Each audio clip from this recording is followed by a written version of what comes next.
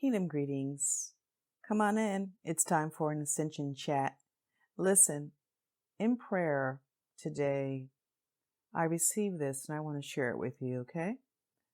Over the past 5 years, Holy Spirit and I have written 5 books, developed 40 plus courses, a leadership assessment for Ascension gifts, a glory challenge, and probably something else that I'm not even remembering right now.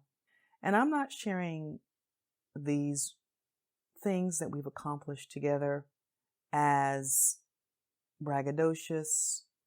The reason why he wants me to share these with you is because now I can kind of go into the new door. You know, we've been talking about right here, right? New doors of opportunity, right? He gave me that word back in October.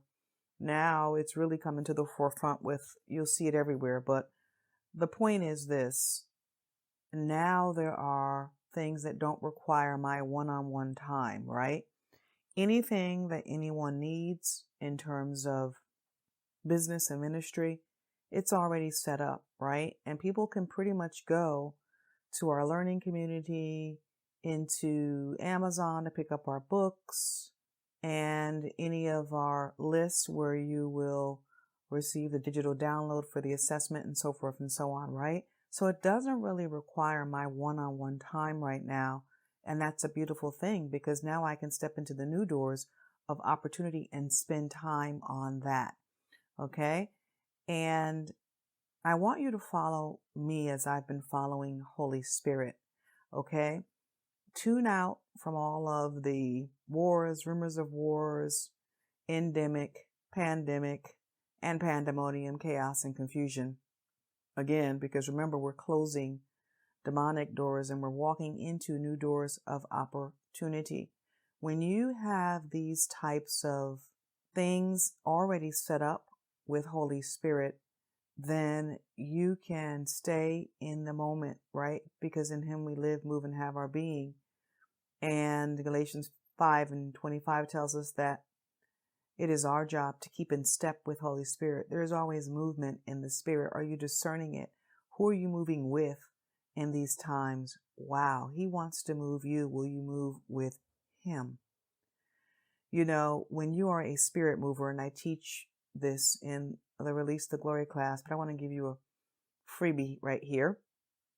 When you are a spirit mover, then you are not moved by other people's problems, challenges, wars, emotions, drama-filled circumstances, etc., right? Even your responses in terms of how you communicate. Someone can be yelling at you to the top of their lungs, but because you follow Holy Spirit, you are not feeling the pressure to respond. And this helps to do what? Keep us out of sin. Because we can be angry about what's happening, right? But it doesn't mean we have to sin with our lips. It doesn't mean that we have to transgress by saying things that we shouldn't say. The purpose for this Ascension Chat today is to really get you to come up, all right? Come up and start creating. And that is Suya with Holy Spirit. There's some things He wants to create with you, through you, in you, and even for you. And when you cooperate with Him, then you don't have to continually talk to your flock. Now, I'm not saying that you get to disappear and shirk off your responsibility onto other people, but you have to discern what type of leader you really are. Wow. Right? Are you the type of leader that people need you every single moment of every single day? Or have you trained and equipped them to live the life that Christ died for? Have you equipped them to live life and live life more abundantly? All right. Or you are going to be the type of leader, right, that everybody is always constantly pulling at and nobody else can do anything that you do, and you haven't delegated anything to anybody else. You haven't trained anyone.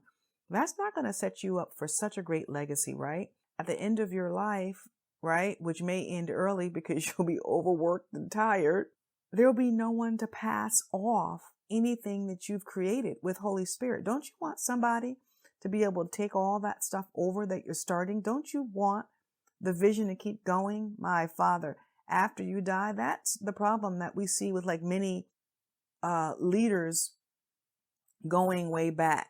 And I'm just throwing this out there. I know this may kill some sacred cows because I know how some of you worship certain people, especially at this time that I'm recording this. It's Black History Month, and we got our favorite Black people that have done X, Y, and Z. Well, anywho, I'm going to throw this out there anyway. All right. Protect yourself. Okay. Because you don't want to get offended by what Christ is saying through me. And it's this: who continues legacy? Who continued Martin Luther King's legacy? Just as an example. Okay. Perfect example. Died early. Okay. Yes, he was killed, died early, and no one picked up that baton. No one grabbed that mantle, right? We've seen pockets of that type of apostolic leadership appear here and there, but no one full throttle, right? And so when you are creating content, my God, that will outlive you, okay, then the content itself is designed to continue the legacy. Today, I checked into Instagram. I haven't really been on Instagram because, again, I'm walking through new doors of opportunity, but I checked in today and someone had messaged me and was like, "Hey, Karen, how are you? Do you remember me? You may not remember me, but you gave me the making book, and I'm moving some things around in my house and unpacking some stuff, and I ran across the making book. Oh, what a powerful memory, and God bless you, and hope you're well, blah, blah, blah." Honestly, I remember the name of the individual, kind of remember their face. That was so long ago, so long ago.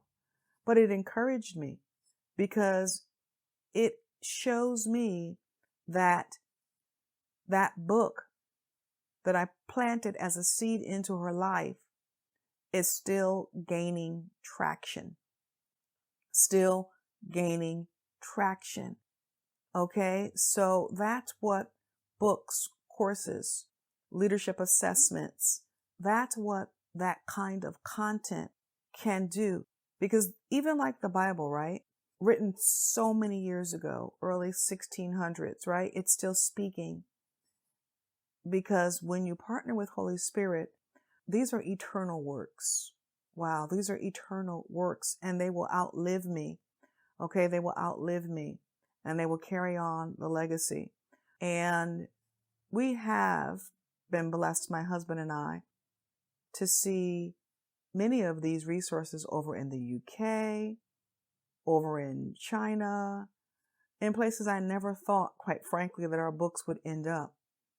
What have you written? What have you created that will outlast you? Get to it. Get to it. We're supposed to occupy, right? Until he comes. That means conduct business. That means be busy about your Father's business. That means there's kingdom business, right? Jesus said he was about his Father's business. There's business the Holy Spirit wants to conduct with you.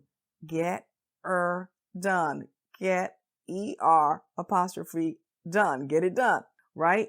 So think about this, ponder this, sit down, have a chat with Holy Spirit, see what kind of business he wants to conduct with you and through you.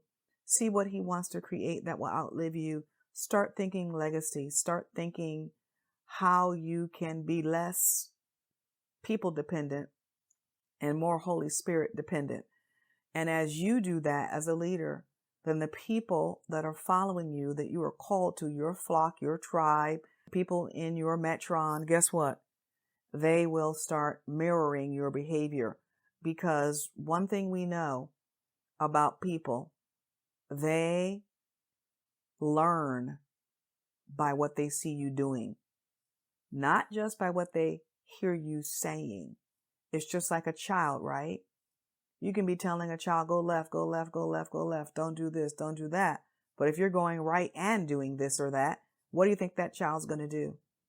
Even without you teaching any lesson, if you put a child in a sin-filled environment, that child is going to do what he or she sees in that sin-filled environment, no matter what those parents say. It's the same thing with you as a leader. All right. People that are watching you are going to do what they see you doing. That's why some people are perplexed when it comes to watching certain apostolic and prophetic vessels, right? Because their capacity to walk out and live in the word doesn't quite come up to the level of their ability to wield and operate their spiritual gifts. And that's not the way that he designed us to be a witness in the earth. So I'm talking really about the Making book. I'm going to leave a link at the end of this in case you want to pick it up. All the resources that I mentioned. Okay, I'm not going to leave links to Amazon books. You can go out there, just type in my name, but I will leave a link to the Making book because that's not on Amazon. And I probably, maybe one day if he leads me, I'll put it out there. But it really does work in tandem with the Release to Glory class, which is why I don't have it out there. But I'll put a link to the Making book down here, also to the leadership assessment. All right. And again, as I always say, if I can serve you in any way in 2022, let me know. And the best way that I can serve you is through what we've already created and what we've already done. All right. Blessings as you ascend into your new doors of opportunity. Apostle Karen Pina here, your glory teacher, heavenly success, and ascension specialist, signing out.